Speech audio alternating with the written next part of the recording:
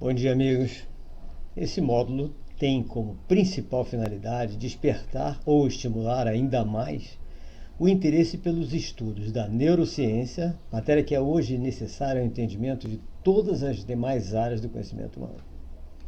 Bom, eu sou o professor Roberto Anderson e, embora meu interesse na realização de estudos e pesquisas nessa área exista desde a adolescência, meu primeiro contato se deu na década de 60, entre 65 e 69, durante as matérias de graduação que eu fiz em Ciências Navais. Então, vou falar um pouco da minha trajetória para vocês saberem por que eu estou aqui, né? Os estudos das ondas cerebrais fizeram parte de uma das primeiras especializações em ondas mecânicas submarinas, que foi parte do estudo de táticas anti-submarino e aeronaval, o que me levou ao aperfeiçoamento em engenharia de sistemas de armas e processamento de dados ainda no Brasil. Já na Austrália, eu aprofundei esses estudos no Commonwealth Aircraft Corporation e na Government Aircraft Factory em Melbourne, depois de uma especialização nos sistemas de controle por ondas eletromagnéticas na divisão EMI Austrália.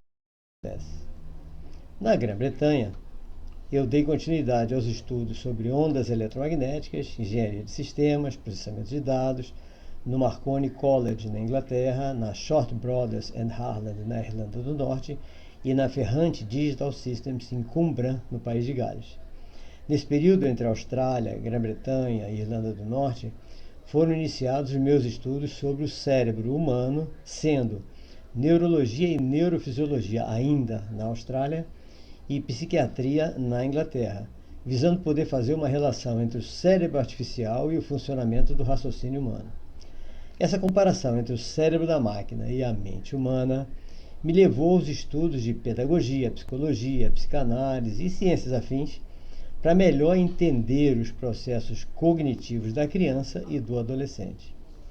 Então foi que eu percebi que na escola, com profissionais devidamente preparados, que é o ambiente ideal para realizarmos os testes em relação aos processos terapêuticos em andamento com os alunos e para realizarmos as intervenções mais imediatas visando a realização de diagnósticos diferenciados entre o que resulta de bloqueios emocionais e o que resulta de síndromes, transtornos, comorbidades, etc. Isso me levou a realizar estudos de pós-graduação em educação no Brasil, mestrado em educação em Málaga, na Espanha, e devido aos trabalhos realizados, acabei recebendo o título de doutor honoris causa em educação dessa mesma Universidade de Luis Pueblos, da Europa, em Málaga. E me levou a abrir uma escola regular, já há 21 anos, mas seguindo uma metodologia inclusiva muito antes das legislações sobre o assunto existirem, onde todos esses estudos passaram a ser realizados na prática com alunos regulares e com alunos ditos de inclusão. Essa é a nossa prática de hoje. Então, visto isso, vamos ao módulo, que é o que nos interessa, certo? Como não podemos abordar toda a neurociência em um módulo apenas, nós vamos dar pinceladas de pontos importantes, visando facilitar as pesquisas individuais, essas voltadas para o interesse específico de cada um de vocês. Essa ciência é uma das que mais avanços apresenta por minuto, tá?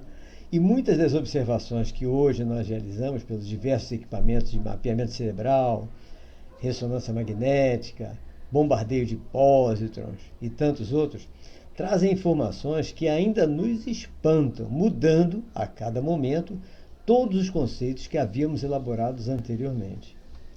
Um dos exemplos já de conhecimento consagrado, mas que ainda gera polêmica entre os desavisados, é o período em que ocorre a tal da neurogênese, nascimento de novos neurônios. Ainda há livros de medicina mostrando a neurogênese existente apenas no período de formação cerebral da criança. Embora hoje já tenhamos comprovações realizadas por institutos de pesquisa do mundo todo, inclusive Unicamp, USP, Unifesp, mostrando que a neurogênese ocorre em todos os períodos da vida do ser humano, desde que haja demanda para isso, e ocorre até a sua morte. Os estudos da Unifesp mostram, inclusive, que a redução da neurogênese no hipocampo, no adulto, está associado ao surgimento de depressão. Já é um estudo bastante interessante esse. Antes, para comentarmos sobre isso, precisávamos fazer uma referência a cientistas de outros países. Agora, basta dar uma volta pelas universidades mais importantes do país e nós encontramos pesquisadores como Fúvio Alexandre Scorza, Alexandro de Borja Gonçalves Guerra e muitos outros, com pesquisas maravilhosas nessa área. O cérebro continua sendo um grande mistério. Aprofundar-se em seu estudo nada mais é do que penetrar num emaranhado de informações tão complexo quanto o desenho de ramificações neuronais por todo o córtex cerebral. É uma verdadeira viagem. E mais interessante ainda é que, por mais que o estudemos, mais complexo ele nos parece. Já que cada passo que nós damos na tentativa de desvendar seus mistérios, mais uma constatação que nós não fazíamos a menor ideia nos surpreende. Uma das mais desconcertantes, que pegou de surpresa toda a ciência médica ligada a transplantes de órgãos, foi a constatação de que, ao se transplantar um coração, o transplantado muda algumas das suas características comportamentais e essa mudança faz com que ele apresente características de gostos, vontades, desejos e temperamentos super semelhantes aos do doador.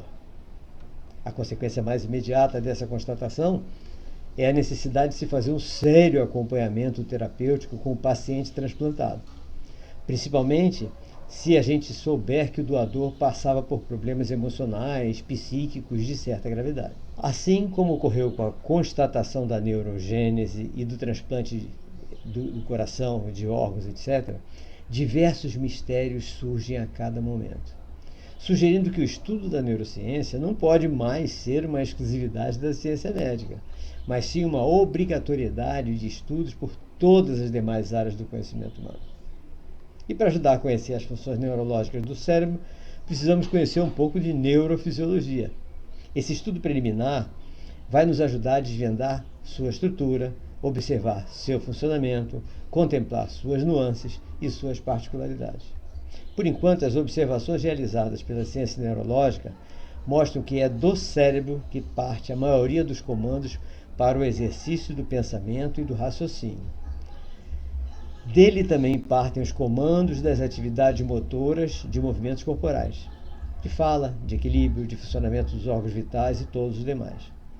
E é também a partir dele que podemos estudar ciências tão estranhas como parapsicologia, a ciência paranormal, a telepatia, a telecinese, intuição, iluminação, o sexto sentido, analisar a geração de energias e tudo isso que possivelmente vai interferir no mundo exterior, como retratadas em estudos sobre poder da mente, força de atração, o segredo, biocentrismo e outras obras que alguns de vocês devem conhecer. Filósofos naturalistas e materialistas costumavam considerar a consciência como uma simples propriedade biológica dos organismos mais complexos, que são os seres humanos. Sua realidade subjetiva dependeria do correto funcionamento objetivo dos intrincados mecanismos cerebrais. Hoje a consciência, embora ainda um grande mistério, já é vista de modo bem diferente.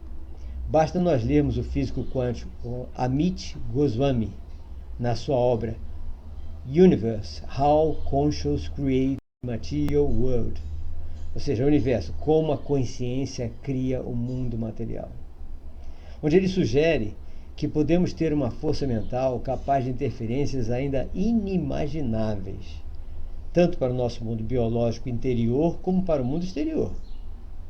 Mas precisamos tentar entender e, se possível, até compreender ideias como a do grande biólogo Richard Dawkins, autor de O Gene Egoísta, e outras renomadas obras na área de biologia e genética.